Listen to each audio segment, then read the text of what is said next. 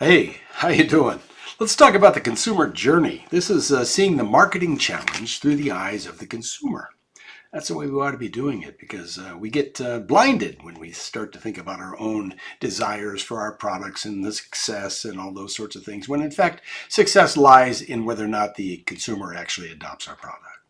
So we think of this metaphor of a clock, and there's our little characters up above there that are about to go on to their journey. And the first segment that we call this is essentially that pre-purchase. And then we move to purchase and then finally post-purchase. So with those three elements in mind, we will try to understand how we go about breaking this out so that pre-purchase becomes advertising, public relations, social media, trade shows, events, and sponsorships, right? This was where 99.9% of money was spent back in the day.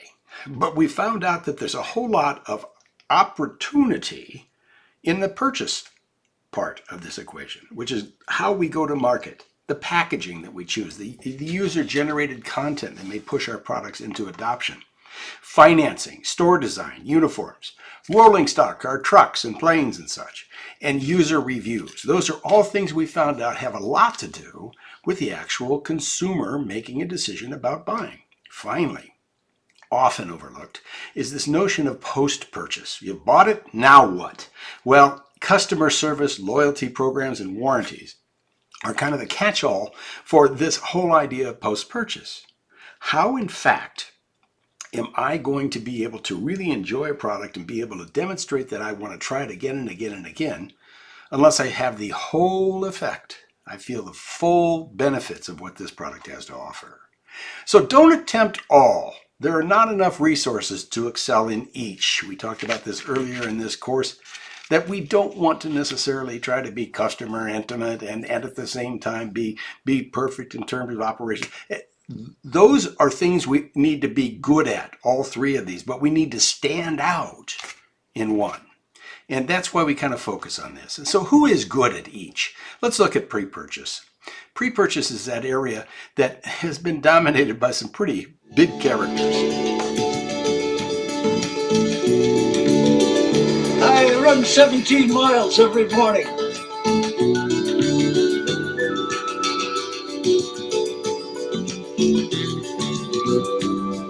People ask me how I keep my teeth from chattering in the wintertime.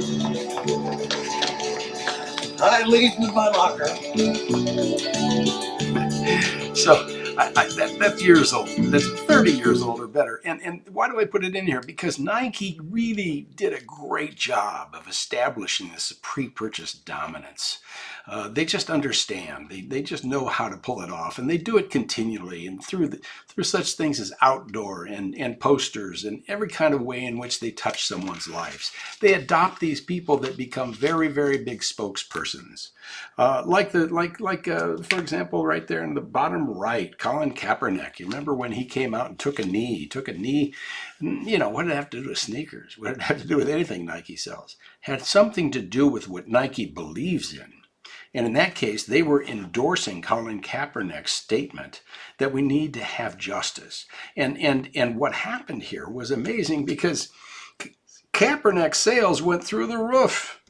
And everybody thought, oh, this is going to be disastrous and Nike won't be supported. That's just not the case. And it's happened over and over with Nike, including back in Thanksgiving of 2009 when one of their biggest stars, Tiger Woods, got in some trouble. They backed him 100% all the way. They do it consistently because they are tied to this notion that the product really has much more to do with supporting the product users, right? Just do it is the core of their whole thought process. So now we think about this. Here's to the crazy ones, the misfits, the rebels, the troublemakers, the round pegs in the square holes, the ones who see things differently. They're not fond of rules, and they have no respect for the status quo. You can quote them, disagree with them, glorify or vilify them, but the only thing you can't do is ignore them, because they change things. They push the human race forward. And while some may see them as the crazy ones, we see genius. Because the people who are crazy enough to think they can change the world are the ones who do. Another old ad, and I put Apple in here because they're another one that has just done a phenomenal job on the pre-purchase side, setting down the parameters of their brand in such a clear and understandable way so that they actually position them so much differently than their competition, which was, the simple IBM, Dell PCs. They had so much more in terms of the way that the utility function of their computers was great, but the real part of it is the inspiration that it brought. So Think Different was one of these great ads that they created and excellent on the pre-purchase side. They followed it up with people like Jim Henson and Dalai Lama and those sorts of folks, Muhammad Ali. A whole campaign aimed at this idea. Tesla, what Tesla does really well is they have this wonderful spokesperson. You can say he's wonderful or not, but he certainly is noteworthy. He gets a lot of attention when he says something like boring, bonehead questions are not cool. He gets a lot of attention when he starts something like SpaceX. This guy thinks way outside of the box so much that when he speaks, people listen. So now we think about this whole idea of what happens in this purchase area. And the purchase area is really kind of interesting because, again, we have Apple surfacing. I told you, you can't be good at both. Well, they're kind of excel at two really amazing kinds of areas. And this is the purchase. If you've ever been to New York up there by Central Park, you'll find this little cube sitting out on a plaza, this building. I think it's a GM building, or was at one point in time. The amazing thing about this is not every New York building has that plaza space out front, which I mean by plaza, that big flat open area. It's very rare. It just doesn't happen. It hasn't happened. But Apple capitalized on it, built this big facade, this glass box, and down below is that picture on the right, that just a store that's massive. It's huge. It has all the look and feel of an Apple store, which is simplicity. They don't even have a cash register. They have people walk over to you and place the orders and hand you the receipts. They also have enormous ability to create simple, understandable packaging that people love. I can't wait to get an Apple product and just hold that box and let that vacuum break as it slowly eases its way out. So it's an amazing kind of a purchase experience at Apple. And then, of course, they've got Genius Bar and all that other wonderful stuff.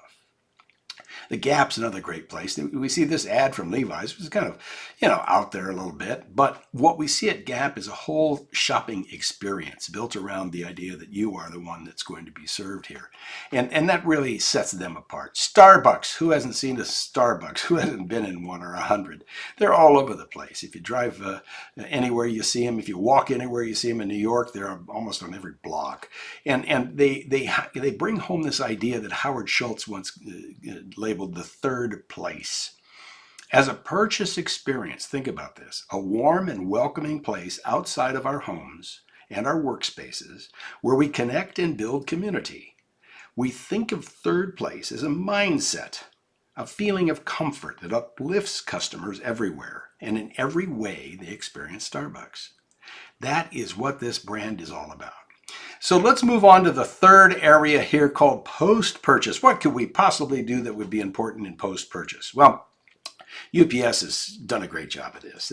You ship your package, but really you've already made the purchase, but what happened to that package? Is it coming to you? Is it going to a friend? UPS has spent a lot of money building this tracking system and this ability to notify you every step of the way of what's happening. That's a post-purchase experience that others, of course, glommed onto because they realized they had to. And in some ways, like, for example, Amazon has done a great job of bringing that to life in a whole different way. They were the ones that kind of pioneered the idea of taking pictures at your door when they dropped off the package. Hyundai, great post-purchase experience. Years and years ago, when my daughter was turning 16, I had this challenge of buying a car. And I was thinking, what am I going to get? I don't want to buy an old junker, and I want to have a car that's, not going to drain me every time I turn around and have something fixed, or really the inconvenience of having stuff break down.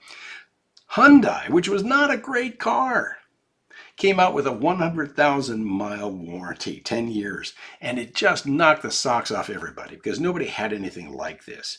And what it told everybody was, yeah, you don't think it's a great car? Well, we do. We're backing it up. And they backed it up with a big warranty, and it almost swayed me. It certainly got my attention. The fact is that this 100,000-mile warranty has taken them all the way up the escalator, if you will, to a higher quality stage. Hyundai originally was kind of a pile of bolts, and they've generally moved their way up. By the way, this is a great way to enter the market. That's a whole nother lesson. You want to enter at the low end and build yourself up. So the shift now that we want to talk about from what used to be all pre-purchase, the advertising and PR and such, over to the other categories has occurred. We have seen digital, out-of-home, radio, TV, and print, which once looked different, is now digital is really excessive and print has dropped. That's just the way the world is working, because finding that the shift in spending by media channel favors digital and out-of-home. So this is what we're talking about when we think about the whole idea of using these sorts of things to drive our business. So to break out of the clutter and deepen the relationship with the customer, the spend, the marketing spend, the advertising spend moves to the later segments of the clock. Pre-purchase moves up to purchase, and we spend more money into purchase and less in pre-purchase. Or post-purchase, we spend more money in post-purchase and less in the other two. That's your call when you're managing the marketing. You want to find the space that's going to really work to your benefit in your brand, and that's where you want to spend your money. To be effective managers of marketing, we must understand the consumer purchase process. Know the purchase clock, as it were, and understand the differences in how they come together in real life. That pre-purchase, purchase, and post-purchase are the areas in which we want to magnify and understand more deeply where we fit. You can't master all aspects of the clock. Pick one and nail it. Nike has certainly done a great job on pre-purchase, and Apple, of course, on purchase, and Hyundai on post-purchase as examples. To be effective, managers of marketing must understand the consumer purchase process. You can't master all aspects of the clock. Pick one to nail it. Spend should avoid clutter and deepen the brand relationship.